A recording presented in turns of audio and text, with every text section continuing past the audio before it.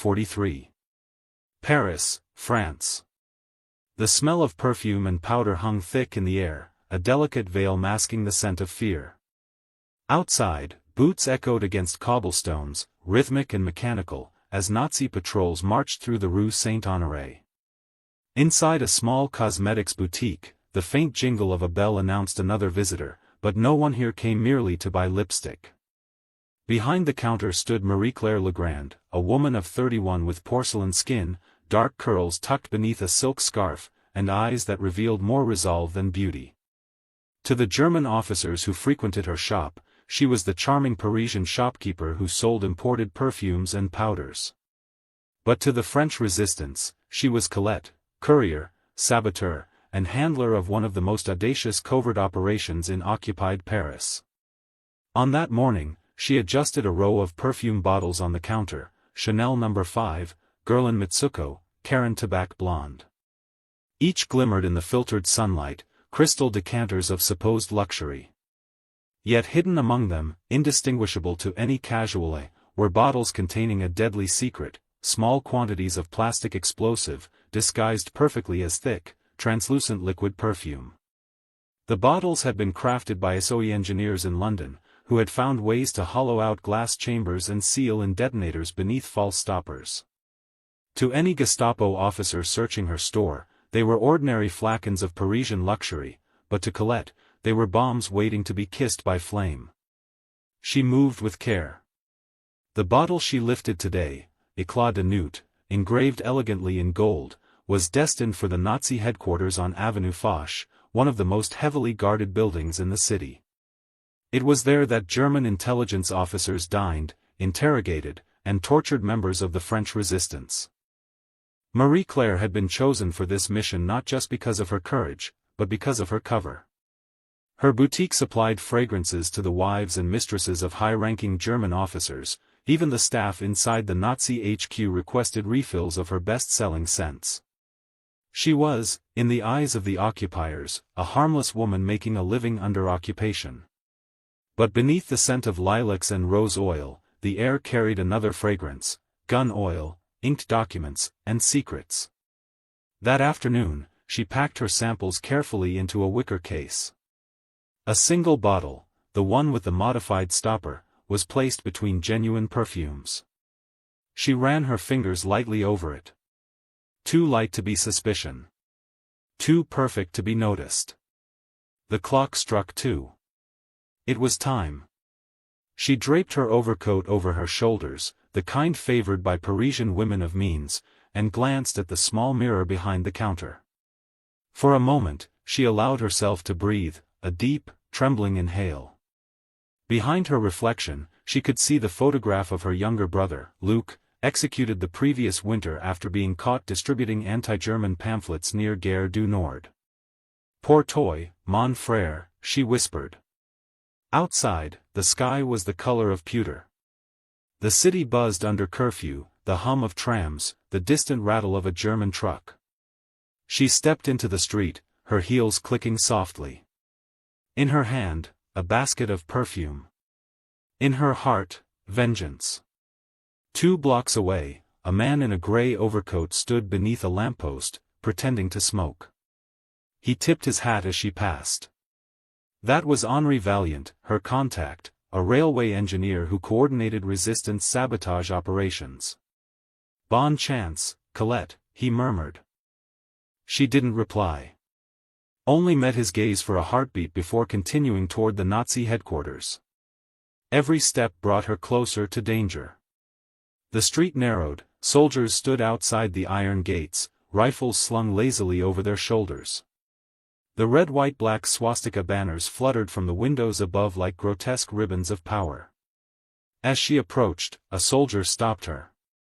"Ear papier, bit." She smiled faintly, reaching into her coat pocket.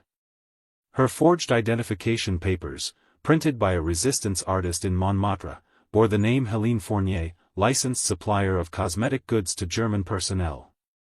The soldier examined them briefly, eyes scanning, before waving her through. Inside, marble floors and heavy velvet curtains muted the sounds of the city. A German officer, his chest covered in medals, approached. "Ah, Madame Fournier," he greeted. "The scent of Paris herself. What have you brought us today?" Marie Claire's lips curved into a polite smile. "Something new for your ladies, Herr Hauptmann. A fragrance they will never forget." If only he knew how true that was. She followed him down a corridor lined with portraits of Nazi officials, the smell of cigars and paperwork thick in the air. At the end of the hall stood a desk where secretaries sorted memos and intelligence reports, perfect cover for the delivery she was about to make. But even as she smiled, her pulse hammered like artillery in her chest. One wrong word, one wrong glance, and everything, her life, her mission, the network she served, would vanish in a heartbeat. The bottle felt heavier now, despite its small size. As the officer reached for it, she hesitated, just long enough to glance at the corner of the room, where a young secretary was watching. Their eyes met. And Marie Claire recognized her, not from the resistance, but from before the war. A neighbor's daughter. Someone who might remember her real name. A bead of sweat slid down her neck. The officer chuckled, twisting the stopper of another bottle idly. "Ah, the French and their perfumes, such artistry." He gestured toward his desk, inviting her to display the samples. And with steady hands, Marie Claire reached into her case. The wicker case creaked softly as Marie Claire set it on the polished desk. The officer, Hauptmann Victor Reinhardt, leaned in, his curiosity piqued by the neat arrangement of delicate glass bottles. The room smelled faintly of ink, tobacco, and cold marble, the sterile scent of bureaucracy masking the rot beneath. Outside the window, a column of German trucks rolled down Avenue Foch, engines growling like caged beasts. Marie Claire's hands trembled slightly as she unsnapped the lid and began removing the bottles one by one. "This one, Herr Hauptmann, is called L'Armes de Lune," she said smoothly, placing a real perfume bottle on the desk. "A fragrance of jasmine and amber. Quite popular among officers' wives." Reinhardt smirked. "My wife has no nose for such things. She prefers practicality to pleasure." "Then perhaps," Marie Claire said softly, "she has not yet met the right perfume." The line drew a small chuckle from him, just enough to loosen his suspicion. She took advantage of it, sliding the Eclat de Nuit bottle, the explosive one, onto the far corner of the desk, next to a stack of documents bound in twine. Her pulse quickened. 1 inch closer to success. She leaned over slightly, pointing out imaginary fragrance notes, pretending to compare scents, her voice steady despite the storm inside her chest. Reinhardt's eyes followed her hands, then flicked toward the door as a phone began to ring. "Einen Moment," he muttered, turning to answer. That was her window. Marie Claire's fingers brushed the underside of the bottle. Inside, the tiny detonator was set on a timer fuse, a simple pressure and heat mechanism disguised as part of the stopper. She rotated it subtly, activating the internal spring. The countdown began. 12 minutes. By the time the device detonated, she would be long gone. She placed the bottle firmly on the corner of the desk, aligning it with the others. When Reinhardt turned back, she was already closing her case. "You may invoice us, Madame Fournier," he said, waving dismissively. "The procurement officer will process it later this week." "Of course," she replied. "It has been my pleasure."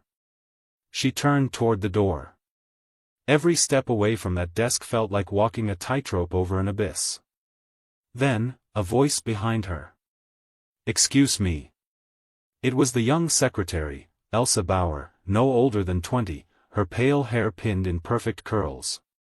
She held a pen and a clipboard, eyes narrowing slightly as she studied Marie Claire's face. "You look familiar. Have we met before? Perhaps on Rue Lepic?"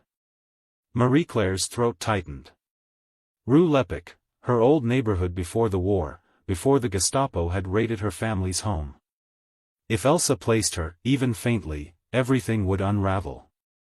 She smiled faintly, adjusting her hat. I'm afraid not, Fräulein. I've only recently come to Paris from Lyon. Elsa tilted her head, clearly unconvinced. Strange. I could swear Fräulein Bauer. Reinhardt's voice cut through the tension. Stop interrogating our guests. Let the lady go about her business. Marie-Claire exhaled, quietly, carefully. Danke, Herr Hauptmann, she murmured, offering a final curtsy before stepping through the doorway. Once she was out in the corridor, she didn't allow herself to look back. Her shoes clicked briskly across the marble floor, the rhythm almost too loud in her ears. When she reached the grand staircase, she nearly collided with a pair of officers laughing as they carried files upstairs. She smiled politely, murmured an apology in accented German, and descended the steps. Her hands clutched the wicker case so tightly that her knuckles whitened. When she reached the main doors, the sunlight felt too bright, too free. The soldiers at the gate barely glanced at her papers this time, a familiar face leaving a familiar errand. Only once she turned the corner into a narrow alley did she let out a long, shaky breath. She was 3 streets away when the church bell struck the hour. 11 minutes gone. Marie-Claire ducked into a café near Place de l'Étoile, a resistance contact point disguised as a pastry shop. The smell of burnt coffee mingled with the sweetness of sugar and dough. Behind the counter, Henri Valiant pretended to wipe a table. "It's done," she whispered as she passed. "When?" he asked without looking up. "Soon." Henri nodded once. "Then we best not be here when it happens." They stepped out the back door, into a service alley that led toward Boulevard de Courcelles. Each step felt heavier than the last, the seconds ticking in her head like a metronome. 9 minutes. 8. 7. From where they stood, the Nazi HQ was only a few blocks away, its tall windows glinting in the sunlight.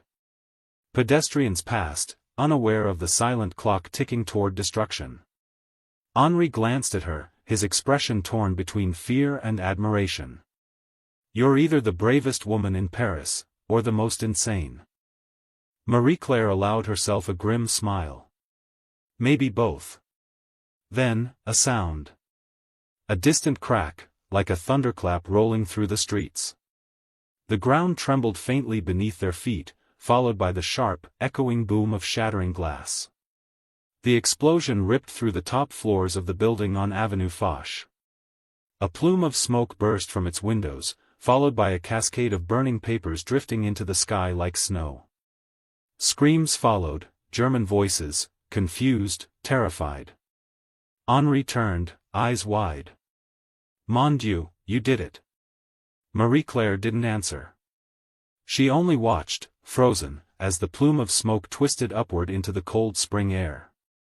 Her hands trembled, not from fear, but from the magnitude of what she'd just done. In that moment, Paris seemed to breathe again. But across the city, radios were already crackling to life. German trucks roared through the streets. The Gestapo would come, and when they did, they would search every shop, every face, every record. Her mission was complete, but her escape had just begun. Smoke from the explosion still hung like a gray veil over the rooftops of Paris. The rhythmic wail of German sirens echoed across the arrondissements, bouncing between stone walls and narrow streets. Soldiers sprinted toward the burning building, rifles slung across their backs, shouting orders that mingled with the distant cries of civilians. Marie-Claire and Henri ducked into the mouth of an alleyway, the air sharp with the smell of soot and cordite. For a moment, neither spoke, both simply listened. "That was a bigger blast than expected," Henri muttered, peering around the corner. Marie-Claire adjusted her scarf, forcing calm into her voice. "The SOE engineers promised efficiency. Seems they kept their word." The crackle of radios grew nearer, patrols coordinating across districts. The Gestapo would lock the city down within the hour. Henri's jaw tightened. "They'll start searches immediately. We can't stay above ground." Marie-Claire nodded. "There's a cellar beneath the boutique. I can hide there until nightfall. But Henry's look told her everything. The Gestapo would start with her boutique. It supplied the German officers. Her name would be on the delivery manifest. They'll come for you first, Colette, he said softly. You can't go back there. She hesitated, staring down the smoke-filled boulevard. Somewhere in that chaos, Nazi officers lay dead, the same men who'd ordered her brother's execution. Her mission had meaning. But now survival meant disappearing entirely. Then I'll go to the river, she said finally. The Pont de la Concorde. There's a safe house near the embankment. Henri grabbed her wrist before she could move. Not alone. The Germans will flood every bridge. Take the back streets, Rue de l'Université, then cut toward the Seine through the gardens. She nodded once, then slipped away. The afternoon light had turned pale, filtered through clouds of ash and smoke. The air buzzed with the chaos of the manhunt, the crack of boots, the distant rumble of trucks, dogs barking as they were unleashed into the streets. Marie-Claire walked quickly but deliberately, her basket gone, her coat buttoned high. Her perfume bottles, her mask, were gone, replaced by the anonymity of a frightened city. At Rue du Faubourg Saint-Honoré, a checkpoint had already been erected. German soldiers questioned shopkeepers, dragged men from cafés. She ducked into a side street, pressing herself against a wall as a convoy of motorcycles roared past. Every sound seemed magnified, the jingle of a belt buckle, the metallic click of a rifle bolt. Her heart thudded in her ears. At the corner, a resistance courier on a bicycle coasted past, a red armband half hidden beneath his sleeve. He glanced at her, recognized the fear and purpose in her eyes, and gave the faintest nod toward a narrow passage behind a bakery. She slipped through the doorway and descended into a flour-dusted cellar. The baker's wife, an older woman with flour on her apron and steel in her eyes, looked up from kneading dough. "You're one of Henry's?" she asked quietly.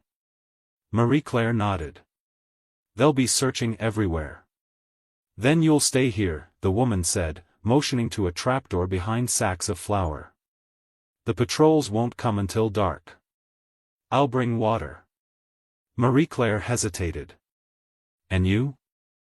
The woman shrugged. "They've taken worse from me already. Go." Marie-Claire crawled into the cramped space, the trapdoor closing above her. In the darkness, she could hear the faint sounds of Paris, sirens, engines, the barking of orders shouted in German. She clutched the small locket around her neck, the one that contained a photograph of Luc. "It's done, mon frère," she whispered. "But the war is not over." Hours passed in suffocating silence. Then, footsteps above. The heavy, deliberate thud of boots. Voices. "Aufmachen. Open up." Marie-Claire froze. The baker's wife's voice trembled faintly. "Please, I have done nothing wrong." A man's voice barked in German, papers rustling. "Your husband's name is Jacques Fournier, yes? He delivered goods to the German headquarters this morning? He delivers bread, nothing more." A pause. Then, the dull thump of a rifle but against the counter. Marie-Claire covered her mouth, forcing herself not to breathe.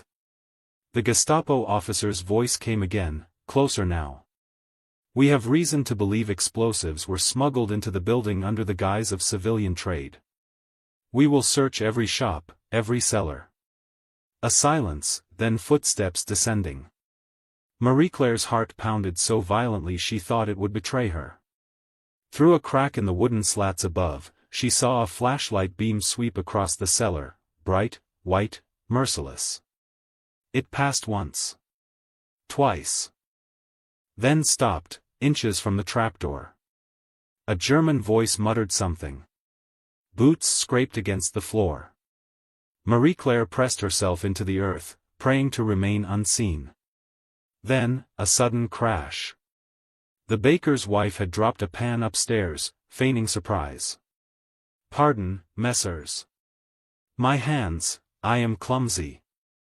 The officer cursed, barked an order, and the light swung away. A door slammed moments later. Marie-Claire didn't move. She waited until only the faint hum of the city returned. Finally, the trapdoor creaked open. The baker's wife appeared, her face pale and glistening with sweat. "Go now," she whispered. "They'll be back." Marie-Claire climbed out, her limbs stiff and trembling. "Thank you," she breathed. "Go to the river," the woman urged. "Before the curfew locks you in." By the time she reached the Seine, night had fallen. The lamplights glowed dimly through the smoke still drifting from the avenue. A German patrol marched across the bridge ahead, but beneath the arches, small boats rocked gently on the current. A man waited there, Jean Morel, a ferryman and resistance smuggler. His boat, painted the color of mud, was nearly invisible in the shadow of the bridge. "You're late," he murmured as she approached. "The Gestapo nearly found me," she said, her voice hoarse. Jean gestured toward the boat. "Then Paris has become too small for you. There's a passage tonight, upriver to Rouen, then to Le Havre. From there, London." Marie-Claire hesitated, looking back toward the city skyline. Somewhere beyond the rooftops, smoke still rose from Avenue Foch. Her mission had succeeded, but Paris remained in chains. "If I go to London," she said softly, "I want to come back. They'll need me here again." Jean nodded. "Then you'll return. But tonight, you survive." She stepped into the boat. As it drifted silently into the current, the city lights receded behind her, their glow reflecting off the black water like fading stars. For the first time in months, she allowed herself to breathe freely. But even as the Seine carried her toward freedom, she knew the Gestapo would not rest. Someone would pay for what had happened at Avenue Foch. And she, the perfumer who had brought fire in a bottle, had become the most wanted woman in Paris. May 3, 1943. London, England. Rain fell softly over the Thames, drumming against the windows of Baker Street, the beating heart of Britain's covert war. Inside, the air smelled of pipe smoke, damp wool, and tension. Men and women in civilian clothes moved briskly between offices, carrying folders stamped secret and SOE. Marie-Claire Legrand, now using the codename Violet, sat quietly in a small briefing room, a cup of tea growing cold between her hands. The journey from Paris to London had taken 2 weeks of darkness, false names, and narrow escapes. But she was here. Alive. Across the table, Colonel Maurice Buckmaster, head of the French section of the Special Operations Executive, studied her with the calculating calm of a man who'd sent many agents into the lion's den, and lost more than he'd saved.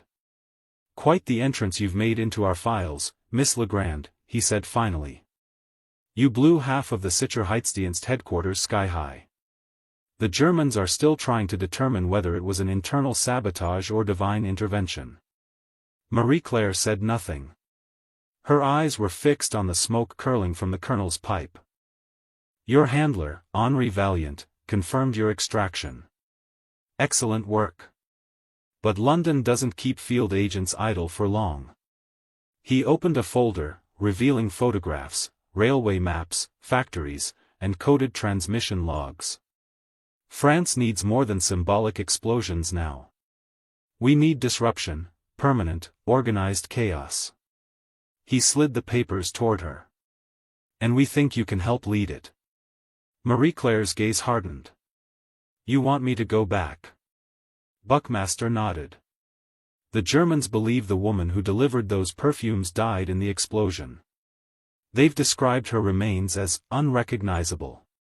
You're officially dead. Which, from our perspective, is convenient." The irony drew a thin smile from her. "A ghost of Paris." "Precisely," Buckmaster said. "We'll give you new papers, new codes, a wireless operator. You'll organize the sabotage of supply lines feeding the German armored divisions on the Atlantic coast. And if you're caught, I'll tell them I sell perfume," she finished dryly. Buckmaster allowed himself a chuckle. Good. You'll need that sense of humor where you're going. 3 weeks later. Somewhere near Tours, occupied France. The moon hung low, casting silver across the fields. A Lysander aircraft skimmed the treetops, its engines barely audible over the whisper of the wind. Inside, Marie-Claire adjusted her parachute straps. She wore civilian clothes, a wool dress and scarf, but beneath them, the SOE had hidden a transmitter crystal, maps, and a cyanide pill. Ready, the pilot shouted. She gave a sharp nod. The wind roared as she leapt into the night. The earth rose up to meet her in darkness, the parachute snapping open with a jolt. Seconds later, she landed hard in a field of wet grass, rolling to absorb the shock. 2 shadowy figures rushed forward, resistance fighters, using the call-and-response phrase that confirmed her identity. La rose est evil à minuit. Mais en fleurit tuer l'aube. They embraced her quickly, then led her into the cover of the woods. The leader, a wiry man with a scar down his cheek, introduced himself as Captain Dubois. "You're the one from Paris," he said, half in awe. "The perfume girl who burned their fortress." Marie-Claire adjusted her scarf, glancing toward the distant lights of a German outpost. Let's hope they never learn to recognize the scent. For weeks, Violette vanished into the fabric of occupied France. She traveled by bicycle, carrying lipstick tubes filled with coated microfilm, compact mirrors that concealed signal lenses, and powder puffs that hid detonator caps. To the Germans, she was just another woman trading in cosmetics, a harmless merchant in heels. But in barns, cafes, and safehouses, she coordinated the unthinkable. Sabotage on the railway between Tours and Le Mans. Explosive devices disguised as bars of soap slipped into ammunition convoys. Even her perfume resurfaced, tiny vials of plastic explosive distributed to field operatives, each one labeled innocuously with French floral names, Fleur de Guerre, Nuit de Sable, Eternite de France. Each bottle carried death, but also defiance. One night, as she sat in a candlelit attic sending coded messages to London, her radio operator, a young man named Jacques Renard, looked up from his notebook.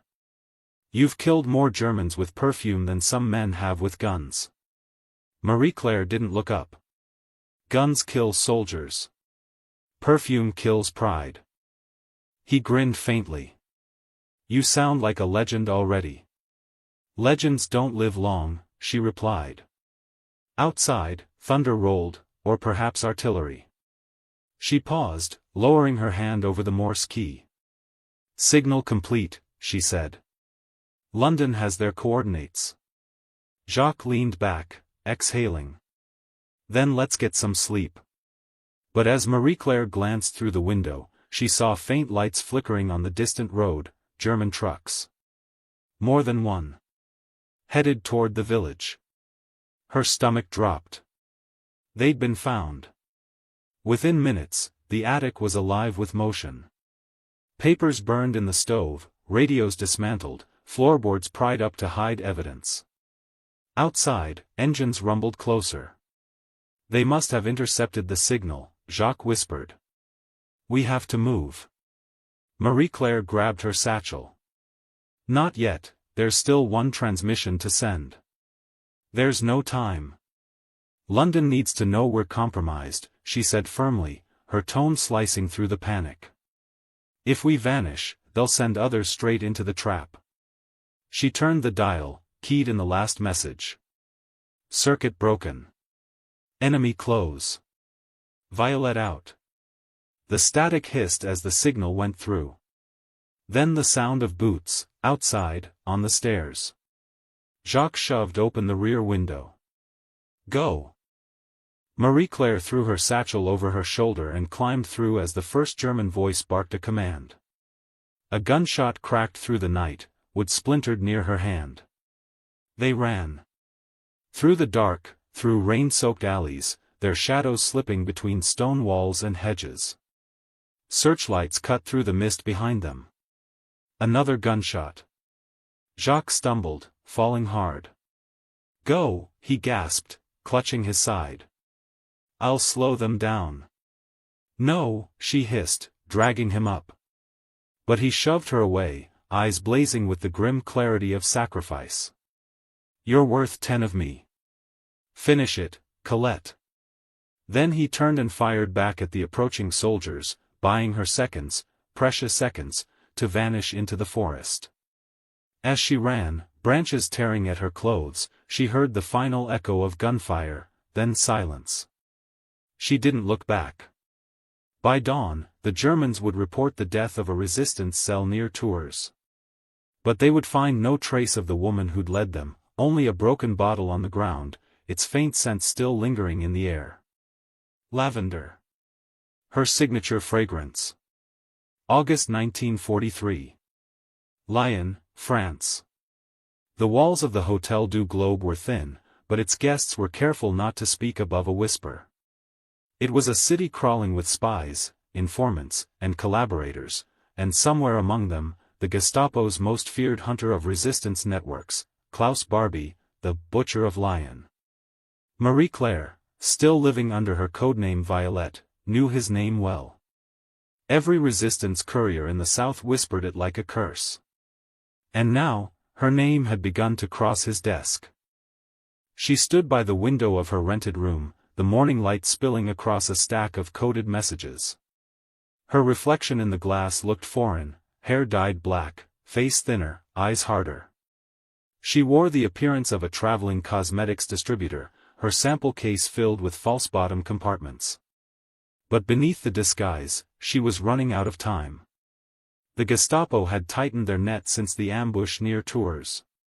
Radio signals were triangulated within minutes. Safe houses vanished overnight. Every message to London carried the risk of death. Yet her orders remained: rebuild the network. Coordinate sabotage in the Rhône corridor. And that meant recruiting new operatives, young men and women who didn't yet understand what it cost to fight an invisible war. That afternoon, she met one of them in the back of a shuttered café. The boy couldn't have been older than 18. His hands trembled as he poured sugar into his coffee. "I heard what you did in Paris," he said, voice hushed. "The perfume bottle that destroyed their headquarters. Is it true?" Marie Claire stirred her tea slowly. Truth and rumor are the same in wartime. What matters is what they inspire. Then I want to be part of it. She studied him for a long moment, his nervous energy, his two bright eyes. "You understand what it means to join us? There's no coming back. No glory, no medals. Only silence." He nodded. "My father was shot by the Gestapo. I have nothing left to lose." She set her cup down. "Then listen carefully." For the next hour, she taught him how to survive, how to carry coded messages disguised as recipes, how to swap microfilms between powder boxes, how to smile convincingly at German patrols. Every motion, every word was a weapon when properly disguised. When he left, she slipped him a small vial of amber-colored liquid. "If they ever catch you," she said softly, "one drop of this will do more damage than 100 bullets." He looked at her, uncertain. "Perfume?" Her lips curved faintly. "Something like that." By nightfall, her operations were expanding again, small acts of resistance stitched together across occupied France. Train lines were cut. Fuel depots burned. German supply convoys found themselves ambushed in the dead of night. London called her Violette the Phantom. But the Gestapo had another name, La Sorcière, the Witch. Because wherever she went, destruction followed. Then, one evening in late August, everything changed. Marie Claire was at a farmhouse outside Lyon, meeting with a radio operator to send London an update. The message was brief: sabotage successful. Request extra supplies via Route 17. She was halfway through encoding the transmission when she froze. A faint click. The sound of a floorboard outside. Her eyes met the operator's. He mouthed one word: Gestapo. The radio went silent. The lamps went dark. Outside, the night exploded into shouts. Raus! Hand hoch! The door burst inward. Floodlights filled the room. She grabbed the satchel, smashing the radio with her elbow just as hands seized her from behind. A German officer struck her across the face, sending her sprawling against the floorboards. Marie-Claire Legrand, he sneered in accented French. Or shall I say, Violette? She tasted blood. Never heard of her. The officer smiled coldly. Then you won't mind if we ask you about her at the Hotel Terminus. Her heart sank. The Hotel Terminus, the Gestapo headquarters. Klaus Barbie's domain. They dragged her outside, shoving her into a truck. The cold metal walls echoed with the rattle of her handcuffs. Across from her sat two other prisoners, their faces bruised and blank. As the truck rumbled through the darkened countryside, she stared through the slit in the back doors. Stars glittered faintly above, distant, indifferent. In her pocket, beneath the lining of her sleeve, she felt the small capsule hidden there, cyanide. A last resort. But not yet. Not while there was still a chance to fight. August 29, 1943. Hotel Terminus, Lyon. They took her to the basement first, the interrogation room. Bare walls, a single bulb, a steel table. The air reeked of disinfectant and fear. Klaus Barbie entered like a man arriving at a private performance. Impeccably dressed, his expression almost polite. Mademoiselle Legrand, he said in flawless French. I must congratulate you. Your reputation precedes you. Perfume, explosives, sabotage, very creative. She stared at him in silence. He smiled faintly. You see, the problem with creativity is that it leaves a signature. Even your perfume bottles, same manufacturer, same engravings. So elegant, so incriminating. He placed one of her own designs on the table. The Eclat de Nuit bottle. Cracked but recognizable. Tell me who supplied you. Who was your contact in London? Marie-Claire met his gaze, her voice calm. You should try wearing it sometime. It suits your kind of man. Barbie's smile vanished. The backhand came fast and hard. Blood filled her mouth. Names, he said coldly. She said nothing. He leaned closer. We have ways to make silence very loud. But even as pain consumed her, she held on to one thought, one vision. Her brother's face. The smoke over Avenue Foch. The perfume bottle in her trembling hand. She would die before betraying that memory. And somewhere, she believed, Paris was still breathing because of her. 3 days later, the Gestapo announced the capture of a dangerous female saboteur operating under British orders. No name was given. No trial was held. But among the resistance, word spread quietly, the perfumer of Paris had been taken. Yet even in captivity, her legend grew. Rumors whispered that she refused to give a single name. That she smiled at Klaus Barbie and said, "You can torture a body, not a soul." No one knew what became of her after that. Some said she was executed and buried in an unmarked grave. Others swore she was seen months later in Switzerland, under another name. But in post-war Paris, when the liberation came, an unmarked crate was found in a Gestapo warehouse, filled with confiscated perfume bottles. One was engraved faintly in gold, Eclat de Nuit. And inside it, hidden beneath a false stopper, was a note written on fragile paper. It read only. To those who fight in silence, may your scent linger long after we are gone.